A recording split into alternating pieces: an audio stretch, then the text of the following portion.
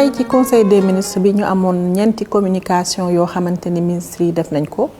ministre bi nga xam ne moom la ñu dénk wàllum énergie pétrole ak mine defoon na communication ministre également bi ñu dénk wàllum économie sociale et solidaire ak li nga xam ne mooy microfinance defoon na communication waaye ministre de la culture du tourisme et de l'artisanat moom it defoon na communication waaye ministre de l'agriculture également def na communication ñu bëggoon nag tey taxaw bu baax a baax ci communication boobu nga xamante ni dafa am solo lool. président de la république dafa ñëw ci ñeenti poñ bu njëkk bi mu ñëw ci li ñuy woowee patriotisme économique ak initiative suñu champion ci loolu mu wax ni li nga xam ne mooy patriotisme économique bi dañ koo gën a dooleel boo déggee patriotisme économique mooy lépp li nga xamante ni ñu ngi koy liggéey ci wàllum koom-koom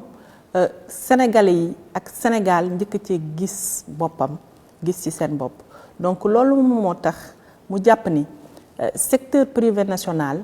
dañu ko war a gën a dooleel ci loolu mu joxe ndigal ki nga xam ni mooy premier ministre waaye yeneen ministre yëpp yi nga xamante ni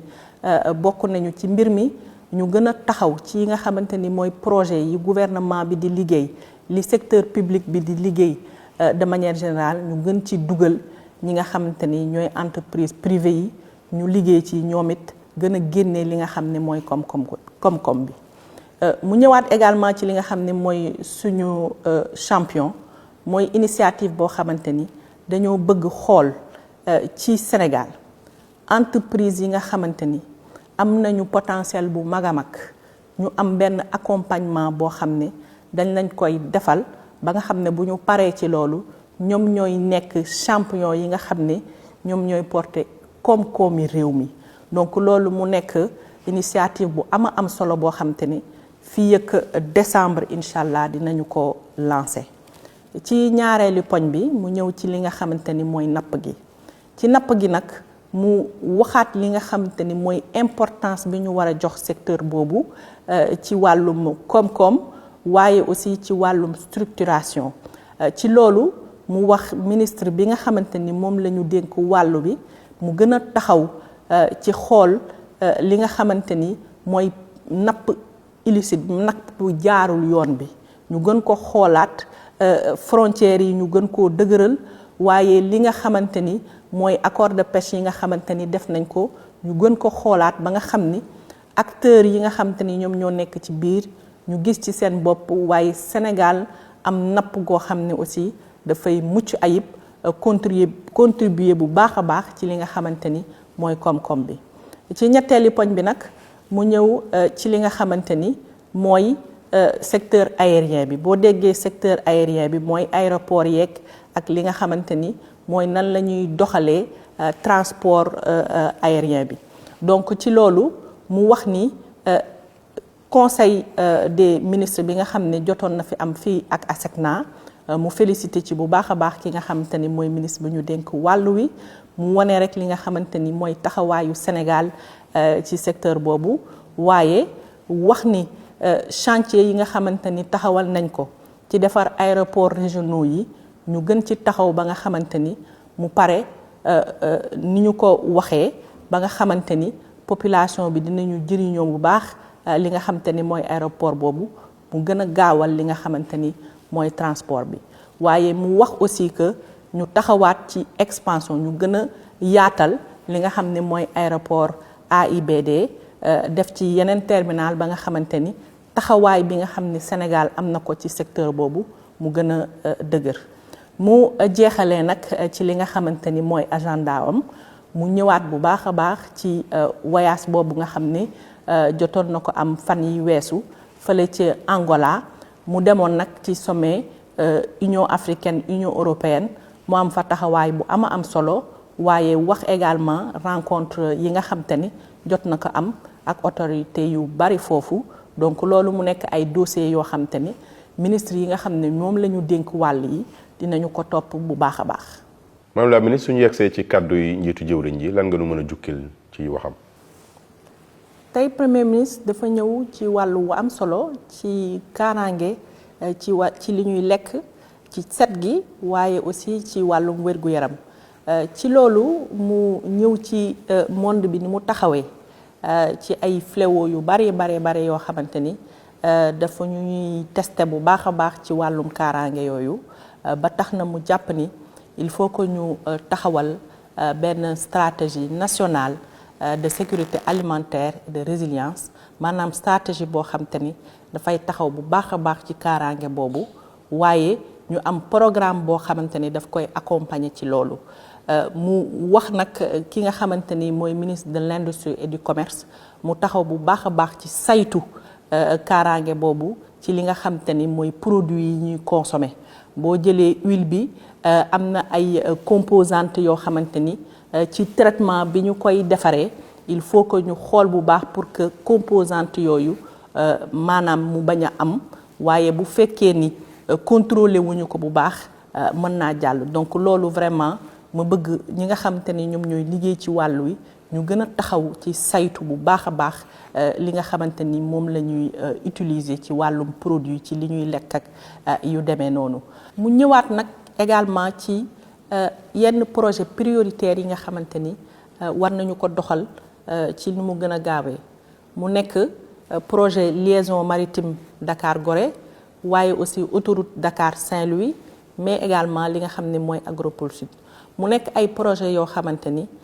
dafa nekk ay projet yu catalytique yoo xamante ni li ñu ci war ci wàllum financement ci wàllum ressources humaines ci wàllum célérité dafa bëgg vraiment gouvernement bi ñëpp ñi nga xamante ni ñoom ñoo ci war a liggéey ñu taxaw ci bu baax te difficulté yi nga xamante ni jot nañ ko ci am ñu teel a taxaw ci xool nan lañu koy mën a liggéeyee ba nga xam ni difficulté yooyu mu féetee ñu ginnaaw projet yooyu mën a taxaw ci ni mu gën a gaawee loolu moom moo nekkoon li nga xamante ni moom la fi premier ministre waxtaan ak jëwriñ yi. ñu nekk ak monsieur le ministre justement de l'agriculture docteur Mabouba Diagne est-ce que mën nga ñëwaat ci communication boobu. D'abord soxna si ñoo ngi lay remercier tey son excellence le président de la République ak premier ministre bi présidé nañ conseil des ministres bi ñu woon doon wax nag ci campagne bi li ñuy wax sénégalais yi rek mooy alhamdulillahi rabbil alamin bi ñu son excellence le président de la République ak premier ministre bi jàppale avec un budget record de 130 milliards loolu bi ñu defee indépendance ba léegi musu fi am ñu def innovation yu bari nax ci mbirum intrant yi maa ngi koy doore ci bulk procurement programme bi nga xam ne ni dañ ko def mooy acheter en gros jënd en gros indi ay bateau yu mag ba wàññi li ñuy jëndee engrais bi presque économiser nañ ci 2 milliards teel koo indi nax teel koo séddale baykat yi semence bi teel a dem engrais bi teel a dem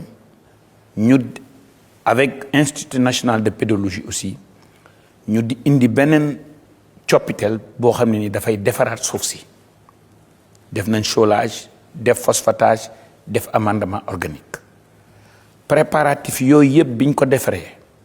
yàlla suñu borom ci nax daal ñu ñuy dimbale ci taw ren jiit nawet bi yeexoon naa door mais taw na alhamdulillahi rabbil alamin ba tax na production bi ñu am ren gëñ nañ koo am ñoo ngi sant yàlla suñu borom te di féliciter baykat yi di féliciter le monde rural parce que son excellence le président de la République ak premier ministre bi suñu leen jàppale woon te baykat yu futteekuñ dem ci àll bi peut-être lii bañ mën na am ci gerte gi am nañ ay presque production bu dépassé ay 960 000 tonnes ci maïs bi def nañ ci ay jéego yu mag a mag a mag ba dépassé 600 et quelques mille tonnes coton bi dépassé nañ la barre des 25 000 tonnes te soo ko méngaleeg daaw 15 000 tonnes la donc mën na ci ceeb bi ñu demee ci vallée bi rendement record lañ fa am 6 tonnes à l'hectare am na parcelles yoo xam ne ni dem na ba 7 8 9 ba 10 tonnes à l'hectare banana bi dépassé nañ la barre des 119 000 tonnes alhamdulillahi rabbil alamin aussi pomme de terre bi c'est la première fois dans l'histoire du Sénégal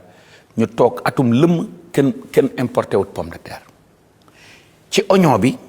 def nañu 9 mois yoo xam ne nii juróom-ñeenti weer yoo xam ne nii kenn importé wut oignon exporté nañ ci sax 6000 tonnes.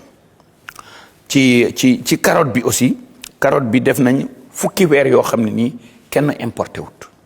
donc loolu moo lay wan ne la campagne agricole bii nga xam ne nii moom la ñuy gën a nii mun naa ne alhamdulilahi rabbil alamin may profité wu ci occasion bi féliciter sama naataangoo ministre des forces armées ministre de l'intérieur parce que bi ñuy distribuer jiw yi ci la ñu ànd. bonne nouvelle bi may joxe aussi son excellence président de la République ak premier ministre bi ñoo ngi officialiser nañ tey prix wu gerte bi prix wu daaw bi moom la ñuy delloosi mooy 305 francs le kilo. may wax rek ne baykat bi suñu mbokk baykat yi son excellence président de la République waa Sénia inter filière bi def na ñaari réunion préparatoire def benn réunion préparatoire boo xam ne secrétaire général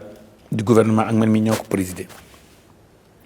defoon nañ nag ñu calculer prix yi lan la prix gerte bi war a nekk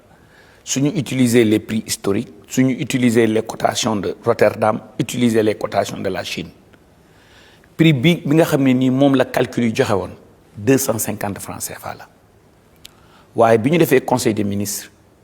président de la République ak premier ministre bi ne effort yi baykat yi def gouvernement bi rafetlu goo xam ne au lieu muy wàññi prix bi na ko yokk na ko maintenir fi mu nekkoon daaw à 305 francs donc le prix officiel bi nga xam ne nii moom la ñuy jaayee gerte mooy prix plancher bi ren 305 francs yi mu nekkoon daaw. maintenant message bi ma bëgg a profiter wu aussi pour lancer wu suñu mbokk baykat yi fi ñu bëgg a yóbbu mbay mi ak càmm gi mooy nit ñi di mën a bay 12 mois sur 12 xam nga bay ñeenti weer bëgg cee dund fukki weer ak ñaar loolu jafe na ba tey message bi ma bëgg a lancer producteurs yi mooy ren jii comme yàlla suñu borom def na nawet bi nangu na lool macha allah suñu mbokki baykat yi nañu profité wu ci occasion bi pour denc seen jiwu ren parce que kat ci directive conseil des ministres bi bu tey bi kenn bëggatul a subventionné semence écrémée te fi ñu bëgg a yóbbu mbay mi mooy dañu bëgg a yóbbu mbay mi jàppale baykat yi ak sàmmkat yi ba nga xam ne ni danañ mën di bay 12 mois sur 12 te loolu pour mu am investissement yi nga xam ne nii moom la ñuy def ci intrant duñ ko wàññi de mais danañ ko rediriger ci ay investissement donc ba tax na ren jii ñoo ngi digal baykat bépp woo xam ne nii bay nga ba pare dencal sa jiwu nga xam ne gouvernement bi su lay jàppale ci engrais la lay gën a jàppale ci solage la lay gën a jàppale ci phosphatage la lay gën a jàppale ci amendement organique la lay gën a jàppale parce que loolu day defar suuf si li tax ñu bëgg xoolaat nan la ñuy saytoo nan la ñuy réorienter investissement yooyu parce que tey jii dans les 525 communes rurales du Sénégal su dee commune bu nekk dem nga fa def fa ñeenti forage télescopique nga xam ne nit ñi dinañ mën a bay noor ak nawet loolu day daal di coppi day daal di révolutionner suñu agriculture donc non seulement prix wu gerte bi téye nañ ko 305 francs yi mu nekkoon mais bëgg nañoo indi coppital yu bees nan la ñuy moderniser nan la ñuy gën a mécaniser agriculture bi nan la ñuy indee fexe ba nit ñi di mën a bay noor ak nawet te loolu pour ñu def ko budget bi 130 milliards bi nga xam ne ni moom la ñu son excellence président de la République ak premier ministre bi ak ministre des finances du budget jàppale ñu il faut ñu seet nan lañ ko réorienter dans des investissements parce que investissement yooyu mooy tax hangar de stockage am investissement yi mooy tax allo tracteur am investissement yooyu moom mooy tax forage am investissement yooyu moom mooy tax ñu mën a organiser baykat yi ak éleveurs yi en coopérative agricole communautaire moderniser mbay mi ba mu méngoog jamono ba nga xam ne nii baykat bi ak sàmmkat bi du ñu ñee professeur bi du ñu ñee fonctionnaire bi foofu nax lañ bëgg a yóbbu mbay mi may profité wu ci occasion bi rek d'abord di wax alhamdulilahi rabbil alamin parce que képp kuy liggéey ndam nga bëgg tey jii secteur agriculture bi ak élevage bi ñu defee nawet bi ba pare yàlla suñu borom def may nañu ndam ñoo ngi si sant bu baax te di ñaanal bépp gàncax boo xam ne nii nit ñi récolté nañ ko ci yàlla na barkeel. Je vous remercie. jërëjëf monsieur le ministre.